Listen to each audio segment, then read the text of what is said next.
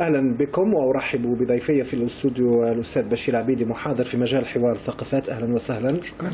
محمد عجلاني، أستاذ العلوم السياسية والعلاقات الدولية. أهلا وسهلا. ينضم إلينا من القاهرة الأستاذ جمال سلامة، رئيس قسم العلوم السياسية بجامعة قناة السويس. مساء الخير.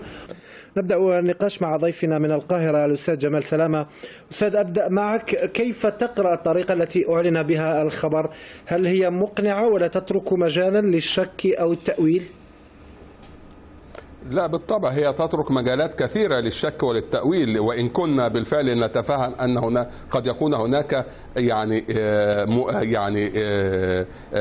أشياء أخرى سوف تعلن عنها الإدارة الأمريكية في حينها وسوف تظهرها لوسائل الإعلام، لكن يعني حدث بحجم مقتل بن لادن يعني لا يجب بالفعل أن كان ينشر في مجرد تصريح من الرئيس ثم بعد ذلك يقول أننا قد دفناه وألقيناه في مياه البحر، وكل هذا بالفعل هذا يترك تأثيرات، ولا سيما أن العالم العربي لا يقتنع بهذه الأقوال ويشكك فيما تقوله الإدارة الأمريكية جملة وتفصيلا. نحن نتحدث عن عالم الآن يظن حتى الآن أن صدام حسين لم يعدم وأن هذه تمثيلية، يعني هناك كثير يؤولون مثل هذه الأمور، لكن بالطبع يعني أنا أظن الإدارة الأمريكية لا تخاطب الرأي العام العربي، هي تسمحك أستاذ سلامة الشعب الأمريكي. عفوا. هناك مؤتمر صحفي لجي كارني المتحدث باسم البيت الأبيض الأمريكي، نستمع إليه ثم نعود. كان هذا إذن جانب من المؤتمر الصحفي لجي كارني، وهو المتحدث باسم البيت الأبيض الأمريكي. من جملة ما قاله وأهم ما قاله أن البيت الأبيض أو أن الولايات المتحدة الأمريكية ستقدم الدليل على مقتل بن لادن في أقرب الأجل. وأعود إلى ضيفي من القاهرة أستاذ جمال سلامة. كنا نتحدث عن الدلائل والقرائن التي توحي بأن بن لادن قد قتل، وهو المتحدث باسم البيت الأبيض الأمريكي يقول أننا سنقدم الدليل في الوقت المناسب. ما رأيك؟ يبدو أن ليس فقط الرأي العام الإسلامي أو العربي هو الذي يتشكك، يبدو أن هناك تشككات من قبل الرأي العام الغربي أو الأمريكي، وهي الذي دفعت المتحدث باسم البيت الأبيض لكي يعلن أن الدلائل ستقدم قريبا. وهذا ما قلته في السابق، قلت أن الولايات المتحدة أو الإدارة الأمريكية يبدو بالفعل أنها سوف تلاحق وسائل الإعلام بأفلام مصورة أو بأفلام متلفزة أو قرائن أخرى عن مقتل بن لادن، سواء كنا نتحدث سواء عن عملية اغتياله أو حتى جثته أو حتى عملية ما أسموه بعملية دفنه في مياه البحر. وهذه طبعا يعني شيء غريب احنا بنسمعه لأول مرة أن الإنسان بيدفن في مياه البحر، لكن طبعا يبدو أن الإدارة الأمريكية لها عذر على العموم. يعني لكن هل تعتقد أستاذ جمال سلامة عفوا، يعني هل تعتقد أن الإدارة الأمريكية ورئيس أوباما قد يغامر بخبر مثل هذا يعني ويعلن مقتل بن لادن دون أن يكون الأمر صحيحا؟ لا أعتقد، لا سيما أن الرجل مقبل على انتخابات رئاسية وهو مستقبله سوف يكون رهينا بهذا، وهناك يعني الرأي العام أو النظام الحياة السياسية في أمريكا اعتادت على أن تغفر كثير من الجرائم إلا الكذب. فبالتالي أنا لا أشكك في مقولة الرئيس الأمريكي ولا ما تنقلته وكالات الأنباء، لكن أقول أن يعني هذا لم يكن مقنعا بالنسبة لبعض طوائف في الرأي العام. طيب لماذا في العالم العربي؟ لماذا تم اللجوء إذن إلى يعني هذا الأسلوب في الإعلان عن مقتل بن لادن؟ يعني يبدو أن حتى يعطي الخبر كثيرا من الزخم والتشويق والسسبنس حتى يتطلع الرأي العام إلى المزيد، وحتى تظل نحن نعلم أن صناعة الخبر وصناعة الحدث في الولايات المتحدة الإعلام الأمريكي درج على مثل هذه الأمور. لا يلقي بكل البيض في سلة واحدة ثم بعد ذلك ينتهي وكأن شيئا لم يحدث وكأن هذا حدثا عابرا. هو يريد أن يشغل الرأي العام فترة ليست القصيرة فترة طويلة، على الأقل أسبوعين 3 أسابيع، يظل الرأي العام حتى يدرك أنه أمام حدث مهم أو حدث جلل بالنسبة للولايات المتحدة، ثم بعد ذلك يوافيه بمواد إعلامية، وهذا بالفعل يدعم من موقف الرئيس الأمريكي ويجعل هذا هو حدث الساعة في العالم. طيب سأعود إليك بعد قليل أستاذ بشير عبيدي. هل يعني الخبر إذا ليس فيه تلاعب؟ بتصور سي لا فان دو كومبا، نهاية مرحلة، نهاية معركة، حندخل يمكن بمعركة جديدة، بمرحلة جديدة ومعركة جديدة وأساليب أخرى ووجوه أخرى جديدة. أستاذ جمال سلامة، هل بموت بن لادن قد تغير القاعدة من منهجها وطريقة عملها؟ هل ستتبنى أفكارا جديدة مثلا؟ لا، يعني أنا أظن أن موت بن لادن هو له تأثير معنوي أكثر من كون تأثيرا تنظيميا. الرجل يعني لا نتصور أن يكون هو يعني عصب التنظيم، ولا سيما أن هذا التنظيم أشبه بالفرانشايز. يعني هناك أكثر من 10 تنظيمات فروع لتنظيم القاعدة. أظن أنه كان هناك تنسيق ومجرد تبني للأفكار أو تبني روح الرجل، كان أشبه بالزعيم الروحي وليس الزعيم التنظيمي، ولا سيما في السنوات الأخيرة. فلا أظن أن القاعدة سوف تغير من أفكارها وقد تتجه إلى التشدد، لكن هناك يعني عن أي قاعدة الآن نتحدث؟ نحن نتحدث عن تنظيم القاعدة في جزيرة العرب، تنظيم القاعدة في المغرب الإسلامي، في اليمن، في الصومال، في القوقاز، في الشيشان، في بلاد الرافدين، في بلاد النيل.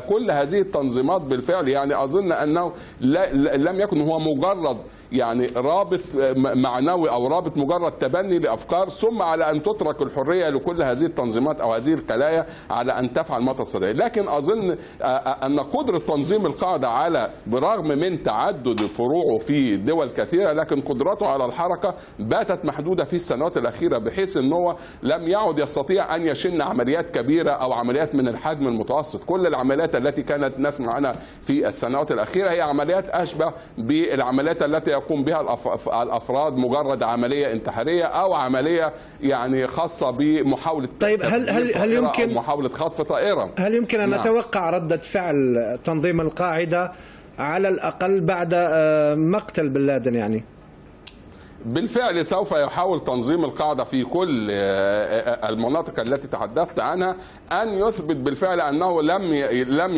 يصب بالشلل، وسيحاول أن يلحق خسائر أكبر خسائر بالولايات المتحدة أو حلفائها أو بالمصالح الأمريكية في هذه المناطق. لكن أظن يعني أيضا أننا لن يعني نتوقع عملية بحجم 11 سبتمبر أو عملية بحجم محطة قطارات لندن أو إغراق المدمرة كل، يعني نتيجة للإجراءات الاحترازية الشديدة التي باتت الولايات المتحدة. لكن هذا لا يمنع أيضا أن هناك قد يكون هناك مفاجآت برغم الإجراءات الاحترازية، قد يكون هناك منفذ لهذه الجماعات لأن تشن عمليات انتقامية. أستاذ بشير عبيدي، يعني سؤالي، هل لك فارس السقاف رئيس مركز دراسات المستقبل، كنت معنا عبر الهاتف من صنعاء. ضيفي من القاهرة أستاذ جمال سلامة، أولا ما تعليقك على ما قاله السيد فارس من صنعاء؟ ثم هل الوجود الأمريكي والتحالف الغربي في أفغانستان وباكستان لا زال مبررا برأيك؟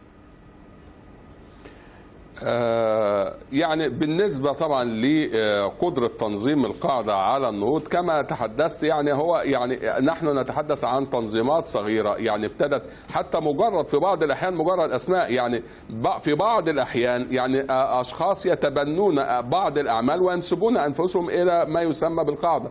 شهدنا هذا في مصر عقب أحداث شرم الشيخ في السنتين الأخيرتين، وسمعنا عن ما يسمى بتنظيم القاعدة في بلاد الرافدين، في بلاد النيل أو في بلاد وادي النيل. فبالتالي يعني قد يكون هناك، لكن الفكر نفسه والسلوك والممارسة سوف تظل موجودة بشكل ما أو بآخر، طالما يعني كان هناك يعني تصور لدى البعض بهيمنة أمريكية أو بغطرسة أمريكية، سوف تكون هناك يعني بعض الأعمال لمثل هذه الأمور. أما حينما يعني نعود على على أن يعني هذه التنظيمات سوف تكون بنفس القدرة، أو أن ما قاله المتحدث من اليمن أن هناك أنظمة كانت بالفعل تضخم من قدرة القاعدة ومن أسطورة القاعدة، أنا أتفق معه. بالفعل كان هناك، وبما فيهم الولايات المتحدة نفسها، الإدارة الأمريكية نفسها. لا ننسى أن بوش الابن استغل هذه الحالة الإرهابية، ويعني أخذ يعني لتسويف أو لإعادة انتخابه مرة أخرى بأنه يواجه حربا ضد الإرهاب. أظن أيضا ما شاهدناه في الأسابيع الأخيرة كثير من النظم الفاشية أو النظم الاستبدادية أو القمعية في العالم العربي تتحدث على أنها هي إما أنا وإما البديل هو القاعدة، مثلما يتحدث وهذا هو سؤالي الموالي لأستاذ بشير عبيدي. هل برأيك أجهضت الثورات العربية مشاريع القاعدة؟ يعني نشدت حركة طالبان الأفغانية إلى الابتعاد عن تنظيم القاعدة، نستمع إليها. في أفغانستان سنستمر في مطاردة القاعدة وحلفائها في حركة طالبان. أعود إليك ضيفي من القاهرة جمال سلامة. إذن الوجود الأمريكي والتحالف الغربي في أفغانستان سيستمر إذا ما أخذنا بعين الاعتبار ما قالته هيلاري كلينتون منذ قليل. نعم، يعني دعنا نتحدث عن أطروحة أو طرفة كنا نتنظر بها ونحن ندرس العلوم السياسية، وما زلنا ونحن ندرس هذه إلى في مواد النظم السياسية أو الحكومات لأبنائنا الطلبة. كان هناك مقولة يقول أن من مصلحة أي حكومة أو أي نظام أو أي دولة أن يكون لها عدو، وإن لم يكن لها عدو فلتختلق هذا العدو. العدو في حد ذاته هو يعني حتى النظم الاستبدادية سواء أو النظم الديمقراطية، العدو هو مصدر، وجود عدو هو مصدر للحصول على الدعم والتأييد الشعبي. هل وجدت الولايات المتحدة الأمريكية عدوا آخر؟ يبدو أنها خرجت من مرحلة وتريد الدخول في مرحلة أخرى. هي ما زالت تبحث عن عدو آخر، فبالتالي يعني سوف تكون ما زلنا نلاحق القاعدة. كان هناك العدو السوفيتي، ثم بعد ذلك عادت تحدثت عن الإسلام أو الأطروحات لبعض الكتاب، ثم بعد ذلك تم تهذيب هذه الأطروحة ولم يصبح الإسلام هو العدو، لكن الحركات المتطرفة هي العدو. وبالفعل وأنا أعتب على متحدثك الذي تحدث قبل في الاستوديو الذي يتحدث عن الإسلام لازم يقدم نفسه، والحل الوحيد ان الاسلام يندمج. هذه المصطلحات يجب يا سيدي ان تفرق بين الاسلام وبين الحركات التي ترفع شعارات اسلاميه، او بين الاسلام وبين المسلمين. ليس في ديننا ما نخجل منه. الاسلام دين مشرف، دين عظيم، دين يعني يسعى الى رقي الانسانيه، وهو يعني جاء خير للبشريه كلها وليس للمسلمين فقط. يعني فقط مجرد لتوضيح، يعني يجب عدم الخلط بين الاسلام والمسلمين أو الإسلام والحركات التي ترفع شعارات إسلامية وتمارس إرهاب، ونحن ندينها بالفعل هذه الحركات. أستاذ بشير العبيدي، إذن الحرب على الإرهاب لم تنتهي تقول كلينتون، وسنواصل يعني هذه الحرب. أشكر ضيوفي إذن في الجزء الأول من هذه الحلقة الخاصة حول مقتل زعيم القاعدة أسامة بن لادن. شكرا أيضا لبشير العبيدي محاضر في مجال حوار الثقافات، أستاذ محمد عجلاني أستاذ علوم السياسية والعلاقات الدولية، وأشكر ضيفي من القاهرة الأستاذ جمال سلامة رئيس قسم العلوم السياسية بجامعة قناة السويس. شكرا لكل المشاهدين والمستمعين.